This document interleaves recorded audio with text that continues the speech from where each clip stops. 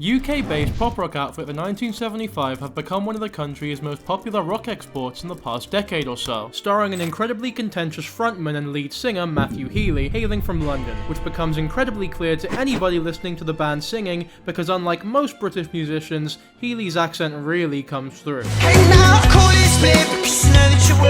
The band formed in 2002, consisting of lead vocalist and rhythm guitarist Matthew Healy, lead guitarist Adam Hann, bassist Ross MacDonald, and drummer/producer George Daniel. These four prospects met in secondary and impressively have maintained the exact same lineup for over 2 decades now, which is an increasing rarity for many bands of the modern age. It took about 10 years of random gigs and cover songs for the band to finally make it. They'd released a series of extended plays like Face Down, Sex, and Music for Cars. Now this is all just a little context obviously, because the meat and bones of these video essays as usual will be the albums, the first of which was a self-titled one released in 2012, so without further ado,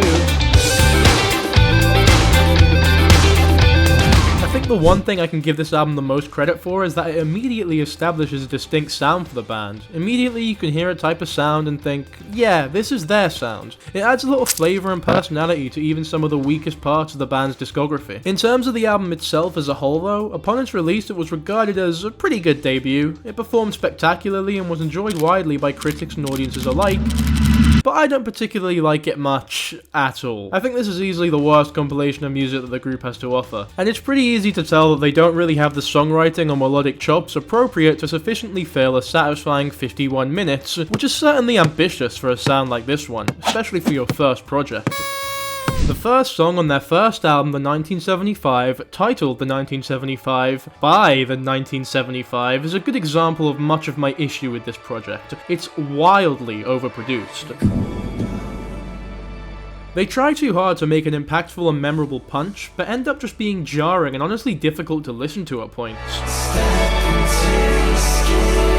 Now before I move on, I just want to mention that for any 1975 fans watching, it gets better. This is by far the most pessimistic part of the video, so don't expect this whole thing to be me crying like a little baby. This isn't Arctic Monkeys. Now back to this opening track, whose lyrics are also suitably weird, which is definitely a critique that I'll be repeating a whole lot, especially during these earlier records. There's a way of portraying sex and intimacy in music that's tactful and subtle and beautiful if that's what you're aiming for, but not only is the bass so booming that you can barely hear what's being said, but it sets up a common theme for the band who are extremely suggestive throughout their entire career. I actually quite admire this unique aspect of their personalities due to the sheer amount of pizzazz that it adds, but this for sure isn't the best example of them covering the theme. A lot of it just kinda reads as bad slam poetry. Pretentious lyrics and uninteresting overblown production is the biggest issue with this debut, as it infects the majority of these tracks, not just the opener. Even the next song, The City, opens with some Imagine Dragons ass instrumental, which is never a good thing. It also makes Matty's voice and accent a lot clearer, his very, very, very, very strong, dumb London accent a lot clearer.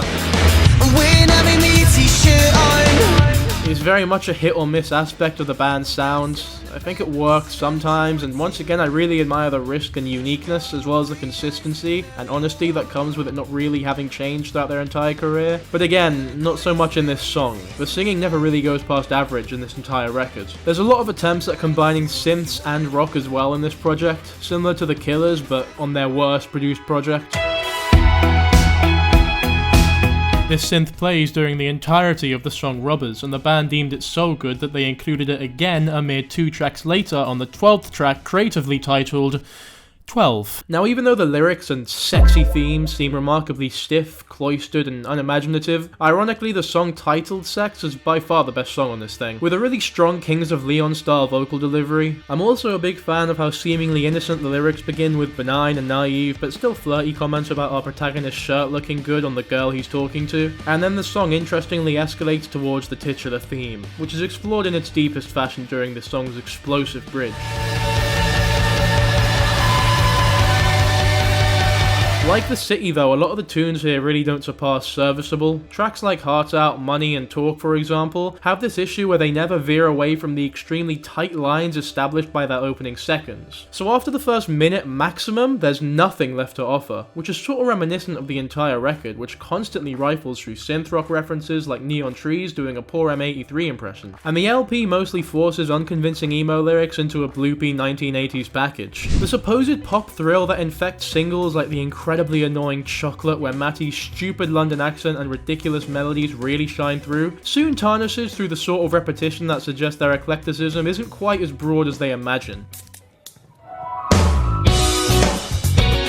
I actually do quite like Girls, and that's not a proclamation of my heterosexuality. I just think it's a decently exhilarating power pop song that keeps it simple and sounds really fun. I think if Robbers took a couple pages from this simpler book, it'd be a lot more palatable, because whilst there's a lot of potential for this song, it once again suffers from being slightly overblown, with constant, incessant, droning synths that just don't sound very good in my opinion. Then to end the album, there's a purely vocal and piano-centric track, and it's really boring. I can see what they're trying to do here by stripping down the joyous and crazy production to end on a somber and powerful note, and this can work when done well, such as Weezer's Pinkerton, but here it just comes off as pretentious and cheap, almost a crutch to squeeze out any remaining emotion out of the listener. So that's about it for this debut. Overall, I'm really not a fan of it at all, and I think it would have done a lot better as an EP with like 3 songs, because the rest just sound like filler to me, which I'm sure was not the intention. But the band just aren't experienced enough to create an album to this length. It's way too long. Speaking of which...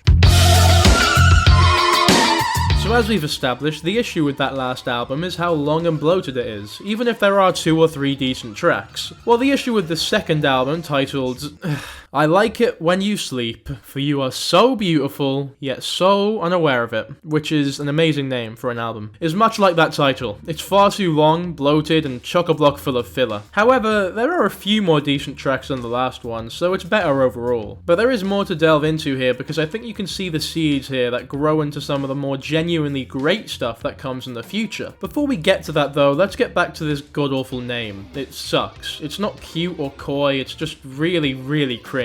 Like, I'm 14 and this is deep level of awful. It's the exact reason so many people have a problem with this band. It's the perfect example of the pretentious nonsense that the group comes out with every now and then that completely draws a certain crowd away. I Like It When You Sleep, for you are so beautiful yet so unaware of it has a much more distinct and iconoclastic character than their debut, drawing from the effervescent, percolating polish of early 80s Hot 100 pop that they flirted with on Heart Out. This is evident right from the get-go with the intro, which holds the exact same title and lyrics as the previous opener, but in my opinion is produced far, far better.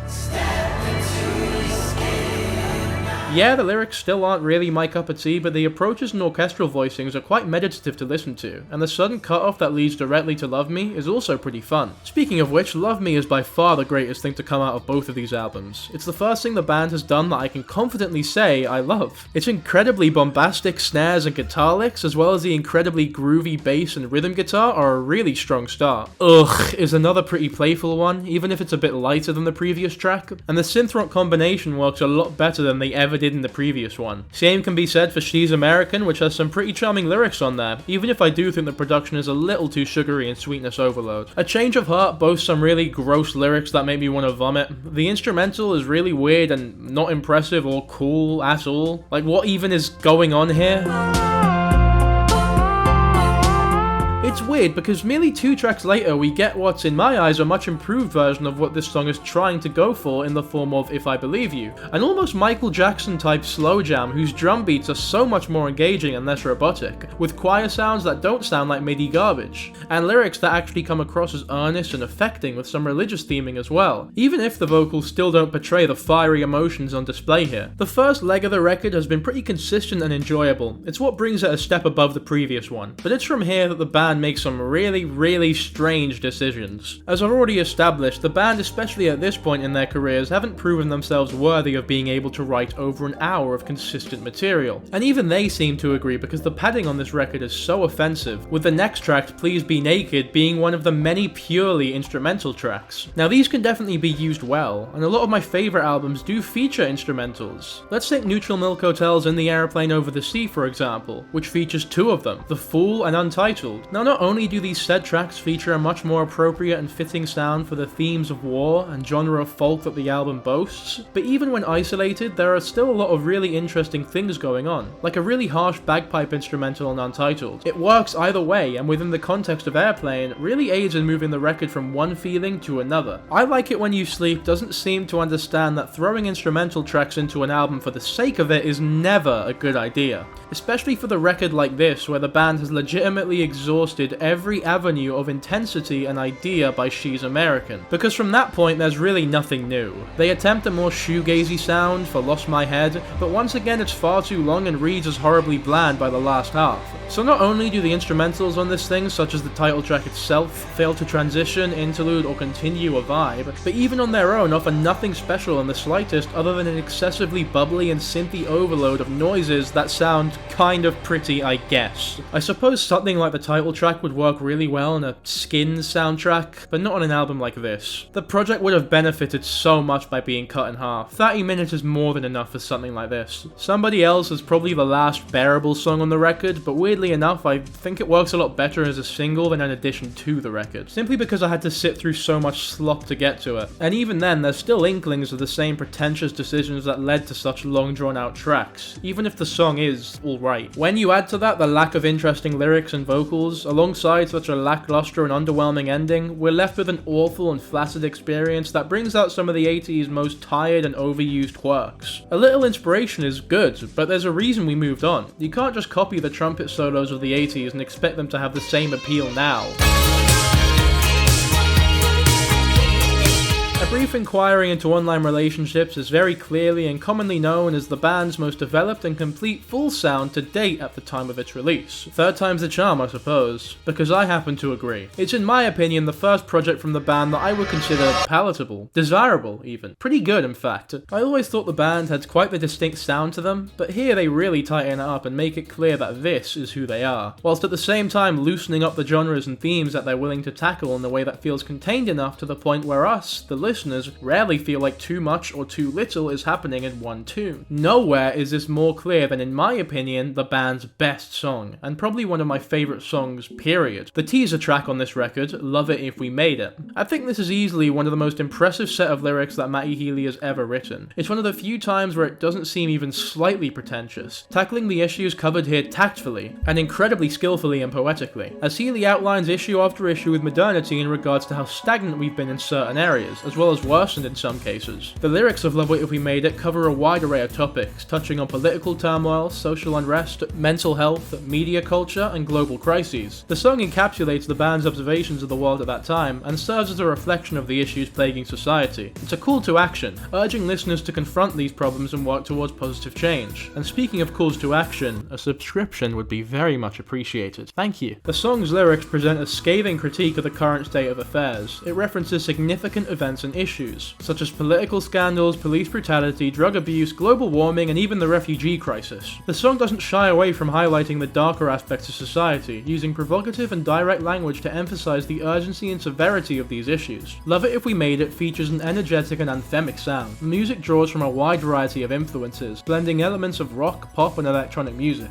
The driving drum beat, catchy guitar riffs, and melodic synth lines create a dynamic and engaging sonic landscape that complements the intensity of the lyrics. The song's production is polished and modern, incorporating electronic elements and layered vocal harmonies. Lead singer Matty Healy delivers a passionate and emotive vocal performance in Love It If We Made It. He brings a sense of urgency and sincerity to the lyrics, capturing the frustration and despair inherent in the song's themes. Healy's vocal range and distinctive tone adds depth and authenticity to the message, making the song resonate more strongly with the listener. Love It If We Made It made a significant impact upon its release as well. It garnered critical acclaim for its powerful lyrics and thought-provoking social commentary. The song became an anthem for a generation grappling with the complexities of the modern world, capturing the zeitgeist and inspiring discussions about pressing issues. It also showcased the 1975's ability to address weighty topics through their music, solidifying their reputation as a band unafraid to tackle social and political themes. As part of a brief inquiry into online relationships, Love It If We Made It also serves as a standout track that encapsulates the album's overall theme.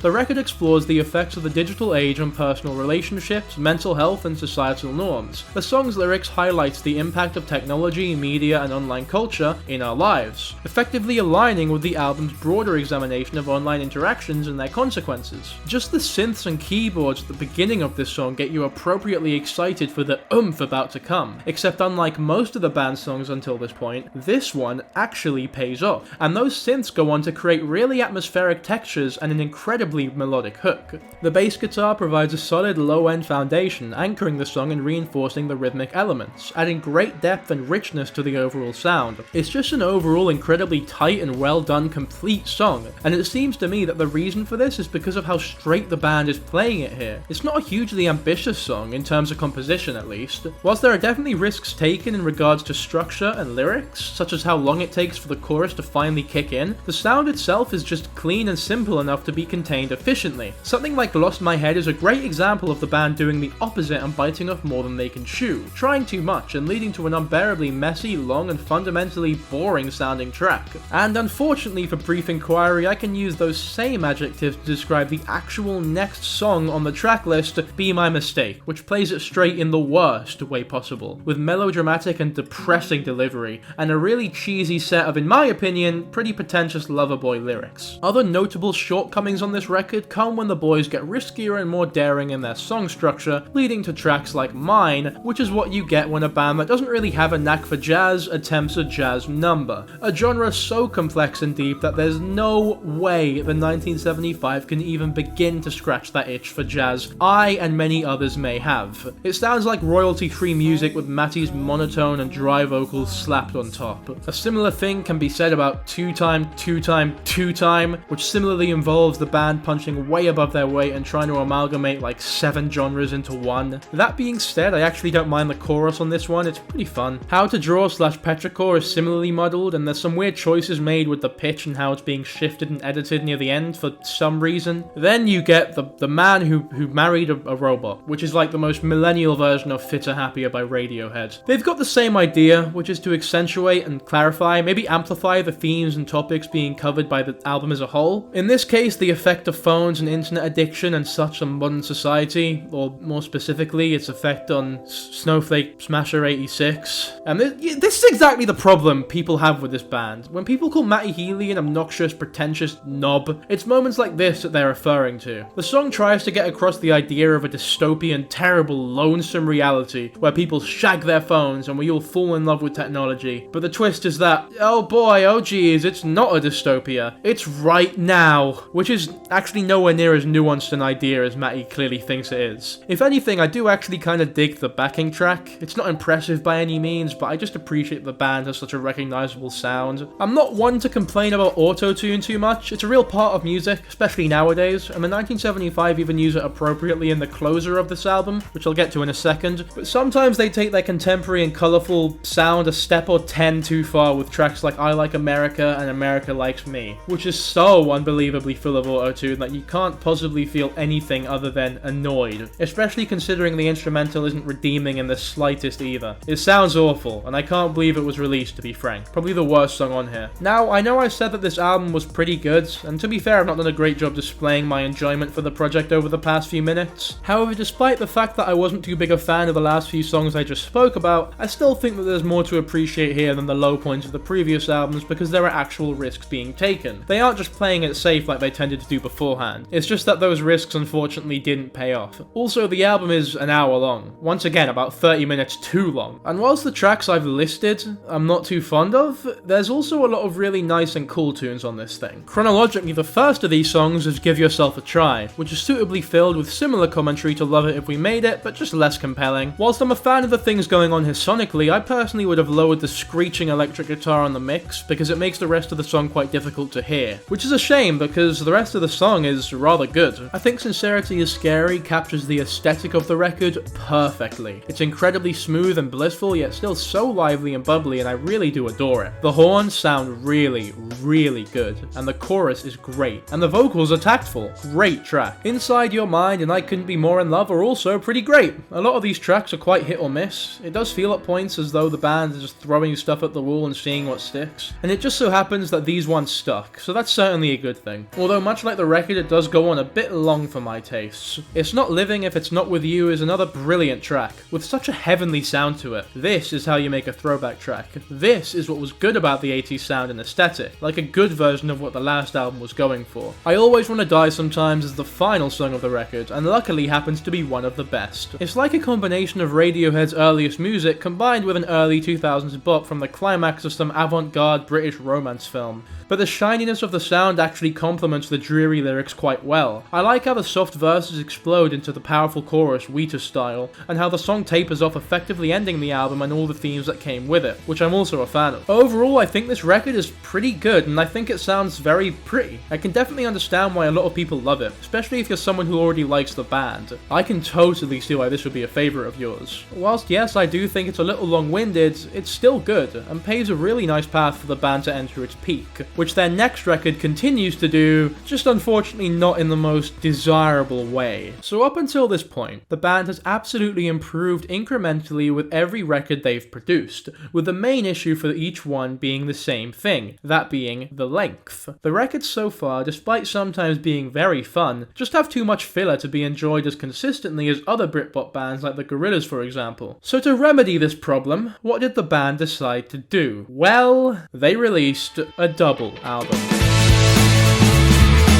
This record is like if you took the Beatles' White Album, but got rid of all the inspiration and ideas that the Beatles had. Now, of course, there are a few highlights, some great highlights even. I love a lot of these songs genuinely, but their effects are so dampened by the sheer amount of trash on this project. The End and Streaming, for example, just don't belong here at all. They're just two instrumental tracks that barely feature an instrumental, just slapped on the front of the record. It's not even a consistent thing that pops up throughout, just a complete muddled structure. It's ridiculous. Then there's that first track, which is just 5 minutes of Greta Thunberg over some generic 1975 instrumental. It's a good message, I guess. Just disregarding this track, to be honest, though I do enjoy the risk they took. Same thing can be said for the next track, which is another risk for the band. I had no idea Matty could pull off such a tough and punky genre, but he actually smashed this one out of the park. Same with Adam Han, who kills it on the guitar here. The riffs are class, to the point where I wish there was more of it, not only because it's a great track, but also because it really would have helped with focus and structure of this album, which is just a load of unorganized and all over the place sounds and noises that don't mesh well at all. I think the gentleness and funky drum beat of The Birthday Party is very enjoyable, and actually features some incredible writing consisting of slipping back into a dark and drug-obsessed lifestyle amongst a false cover of a healthy one. Yeah, I know, and Frail State of Mind just seem to be flexing that the band can release songs in two-step timing, especially Yeah, I Know, which is the worser of the two. I don't mind Frail State as much. There's actually a really sweet sounding instrumental and some appropriately intimate yet decisive vocals too. It's just a shame that it came after the other two, because it really sours its effect in my opinion. Then Because She Goes has some really bad auto-tuned backup vocals and what sounds like royalty-free instrumentals with the most generic lyrics and delivery. A complete throwaway, and unfortunately is what a lot of this album is. Playing on My Mind being another example of the same thing, as well as Jesus Christ 2005 God Bless America, and the song directly preceding it, Roadkill, as well as the penultimate track, Don't Worry. It's just outstanding how the band can take such risks and also be so bland just tracks later. It's almost like the double album is a crutch for how stale and unoriginal some of these songs are, because if a dud comes up, it's just 1 of 22. The bloody album is 80 minutes long, for Christ's sake. I have absolutely nothing to say about the 4 songs I just mentioned, other than that they're boring domestic slop that are only useful as background noise. You could probably do some maths homework and bop your head to them. That's all they're good for. The track right after Roadkill admittedly gave me such a huge sense of whiplash though, because Me and You Together song is nothing short of brilliant. In my opinion, the album would have done a lot better to follow a formula similar to this track. It doesn't do anything crazy, in fact it's a lot simpler than some of the worst tracks on this thing, like Frail State of Mind, but I love it. The lyrics are adorable, the instrumental is whimsical, and the vocals are suitable, with a really vibey bridge and chorus right out of the best part of the noughties. Huge fan of this track. Again though, the next track is horrendous. Nothing Revealed, Everything Denied is one of the worst songs the band has ever made. Much like the record itself, it's a complete inconsistent mess. It begins with some nice enough piano, then some huge bombastic gospel-style vocals, and then it turns to total garbage with weird pitch-shifted rap verses and the guitar solo so unbelievably awful that I don't think even the Imagine Dragons would have deemed it finished material. I think even they'd be embarrassed to have a song of this pedigree in their catalogue. Jesus Christ, I hate this song. Tonight I Wish I Was Your Boy is fine. I'd skip it some days and listen on others. It's the benchmark I feel for the standard song by this band, and it features a quintessential sound that the band has created, which in an album this much of an unorganized mess I actually appreciate more than I usually would. The only downside being that it makes the weirdness of the next track that much more emphasized. Even if I do think Shiny Collarbone is an actually good track, it's just so different that it doesn't really work here. If you're too shy, let me know. I remember thinking it was really weird when it first came out as a single, but re-listening to it for this video, it's grown on me massively, and I really really love the soaring guitars and out there lyrics. Yeah, this one's great. Really great. George Daniel, the band's drummer and producer, takes the main stage on the track Having No Head, which is one of 3 instrumental tracks. The biggest difference between this one and the others is that this one is actually kind of gorgeous. I think George is a really underrated member of this band, and it's really easy to overlook his role, especially considering how attention-grabbing a frontman like Healy is. But George Daniel plays probably the most important role, certainly instrumental-wise, and I'm glad they gave him a real chance to shine here. It really displays where the band gets their trademark sound from. It's all this incredibly talented bloke. I'd honestly be curious what an album would sound like if he took center stage the whole time. Even though I do think What Should I Say is yet another example of the band's futile effort at genre-hopping exploits, it's a masterpiece compared to the next track, Bagsy Not In Yet, which has so much reverb that not only is it very difficult to understand what's being said, but it actually goes out of time for pretty much the whole thing. It's so egregious that I honestly can't tell if it was an intentional choice or not. Was this a mistake, or is the band just trying to be pretentious again? I honestly don't know, which I'd prefer, to be honest with you. Fortunately, the album closes strong with Guys, which seems to be somewhat of a sequel to Girls, one of their most popular songs. It acts as a tribute to the band's relationship with each other, and it's amazing and somber and sincere and incredibly sweet to listen to. In a record where there's so much processed and artificial, bland and commercialized garbage, I cannot understate how refreshing it is to have something as real and genuine as Guys to close the record. It's like drinking a glass of water after eating like 21 crackers. It's such a huge shame that this album is structured the way that it is, because it's like an ice sculpture that hasn't fully been chiseled and shaped yet. There's a lot that still needs to be chopped off and rounded out. The styles and genres change unapologetically. There's no consistency in terms of themes or songwriting. It ruins the point of an album. You've essentially released 22 singles, all of varying degrees of success. Whether it be a misguided attempt at breaking the mold or simply a more corporate cash grab, it's simply too much of a mess to be enjoyed as much as I'd like to enjoy it. Even though I do think the best songs on this thing are far better than the best songs of the previous records, the worst songs are also a lot worse. And the structure is probably the worst that the band has come out with, kinda neutralizing the whole batch of tracks. It's not a bad album, but it's definitely not a great or good album, which I know isn't really the conventional opinion, but it's certainly mine. The 1975 continued to progress in many ways like they have been doing their whole careers, but also in this case regressed in a couple ways as well, to create an ultimately boring and fundamentally mediocre and disappointing album in notional conditional form. I'm genuinely ecstatic to say, however, that the same thing cannot be said for their next and latest record, Being Funny in a Foreign Language. I'm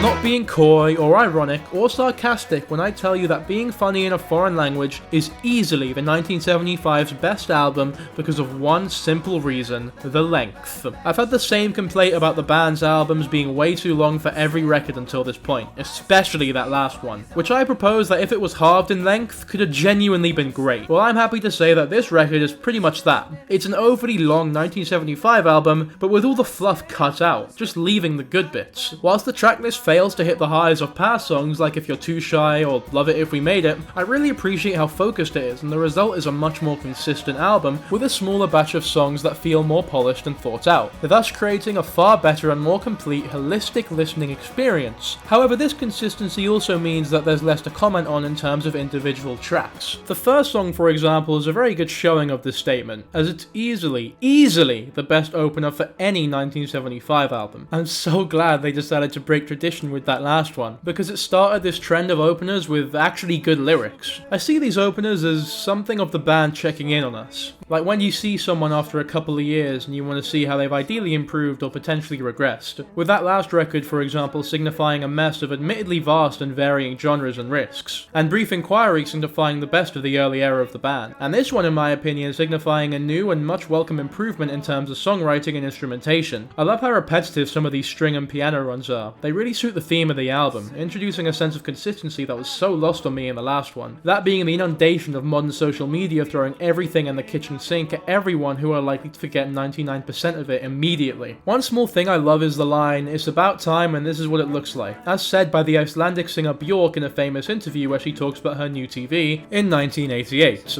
This is what it looks like. Now, the old 1975 would have sampled Björk speaking over some more of George's standard 1975 style shiny instrumentals, much like like they did with Greta Thunberg in that last project, but instead they make it a lot more subtle here. They just use the line appropriately and sing it themselves, which I believe to be a lot more tactful, and it works so much better for this song. Apparently in early recordings of the track they actually do sample Bjork as well, so I'm not chatting bollocks here either. I could talk about all of the lines in this song for a very long time, but this video is long enough as it is, and I don't want to devote too much time to one song. I can only imagine how many 17-year-old girls were crying at the hook to this thing. The next track is like the band's interpretation of an Earth, Wind and Fire song, really living up to the name of the band, embracing that 70s sound. I do think that there is a real issue with this track, however, insofar as that it does demonstrate why this genre of sax leads and slick slap guitar and bass sounds died out decades ago. It's just a little too clean and pristine to make a real impact, perhaps playing it a little too safe sonically. It's still catchy as all hell though, and I was definitely listening to it non-stop for a point. And admittedly, Healy does attempt to remedy this with the chaos described lyrically. If you think my complaints about safety are overused and unrealistic by this point, then I offer to you the next track, Looking for Somebody to Love, which is basically just happiness but done way better. It packs so much more of a punch with a more synth-focused lead, putting those somewhat outdated horns to a more suitable and quiet role. There's also just such a clear improvement in terms of energy here in the vocals and instrumentation. If there wasn't so much reverb, it would be by far one of the better tracks the band has come out with, and might honestly be top 3 for me. I really love it. With the reverb, it's not as great though. They really should have toned it down. This isn't Hosier. The vocals hold up well enough to not need training wheels here, and it really is just a shame that they used it so much. Part of the band is probably the weakest of the first half of this record, but that's not really an issue when it's still perfectly decent, and the record has thankfully been stripped back to 11 songs, so the chance for filler to follow this one is far lower. It has some engaging self-deprecating themes about drug abuse and love, and also some very interesting sounding abrupt shifts into acoustic jaunts leading into the chorus. These changes definitely keep the sound fresh enough to prevent boredom, so it's not by any means a bad track, but the lyrics are probably the worst on the record and some of Matty's delivery falls a little flat for me. These problems are mostly solved by the next track, Oh Caroline, which is one of the tightest and most well put together tracks the band has come out with. It's a pretty standard, all-consuming love song where the cadence really matters, but much like the strongest songs on their previous projects such as Me and You Together song, these silly love songs tend to be a great and very well fitting itch for the 1975 to scratch in this way. This way being with a full band and tons of energy behind them, as well as a bumpin' chorus and catchy leads. The next track, I'm in Love With You, is very similar to Oh Caroline, but just not quite as strong in my opinion. It comes across as more commercial, simplistic, and honestly just a little cornier. It's okay to listen to whilst it's on, but serves no other purpose really. I'd never go back to it. Songwriting wise, I believe All I Need to Hear is among Matty Healy's best showings, as he tackles a Paul Simon-esque style of lyrics. There's also shades of John Lennon in the melody and chord progression being used, which once again I'm a huge fan of. In fact, thinking about it now, John Lennon and Matty Healy have a lot in common in terms of verging on being pretentious knobheads at points, and also displaying shades of genius mere seconds later. It sounds very cliche, but it's incredibly sweet sounding and it does what it needs to do. Wintering is placed in a great spot after All I Need to Hear is more mellow theming. I think the album would be far more disjointed if the position of this track was swapped with the next one, or even the previous one, because it offers a great contrast in terms of pep and bashfulness. It's very 90s, which I think works well for the theme of the song being nostalgia, and Christmas apparently. It's nice to have a song here that's both happy and straightforward without having to be thought about too much. Like, there's no juxtaposition in the tone of the lyrics and the tone of the instrumental like there is in tracks like Looking for Somebody to Love, but it also works as something more than just background music, much like something like I'm in Love With You, which is equally as safe and basic, but just far less interesting sonically. Human 2 is probably my least favourite on the project here. It comes across as a far less interesting version of All I Need to Hear. The lyrics are a lot more self-indulgent and less self-deprecating than the other tunes on this thing. There seems to be a lack of self-awareness in Matty Healy's insistence that his controversy should simply be forgotten because I'm only human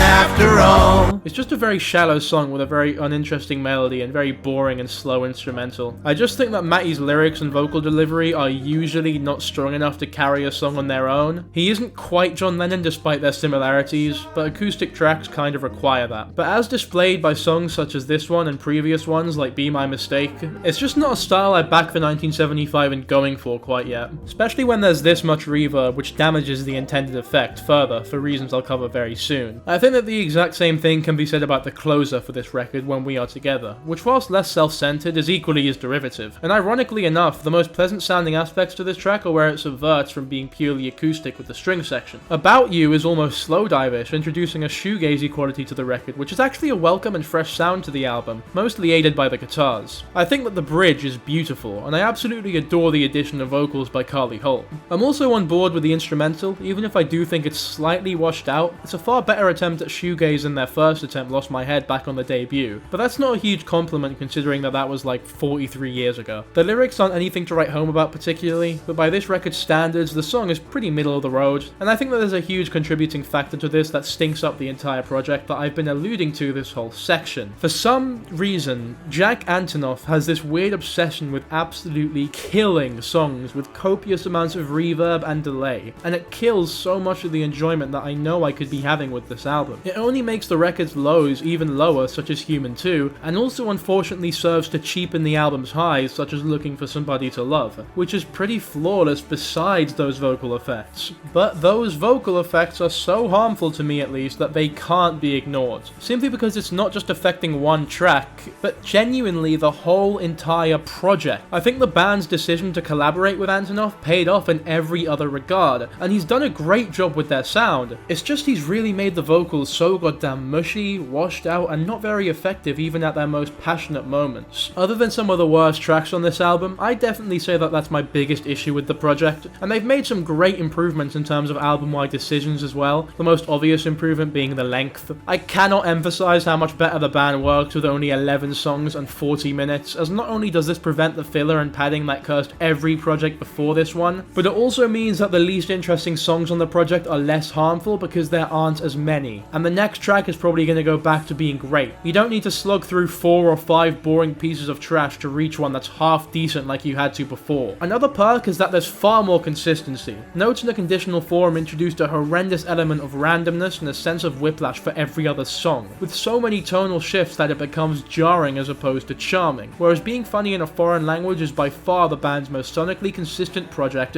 and it works wonders. It's simply a far more suitable style of songmaking and album creation for this band's abilities. Like they finally, after 4 albums, managed to realize and acknowledge their shortcomings enough to work around them and do something about it. And I hope they keep to this style for the foreseeable future, until they prove enough to tackle more ambitious projects. So there you go, those are my thoughts on this band. I guess I could use this conclusion space to mention how I feel about other aspects such as live performances, and in regards to that, I think the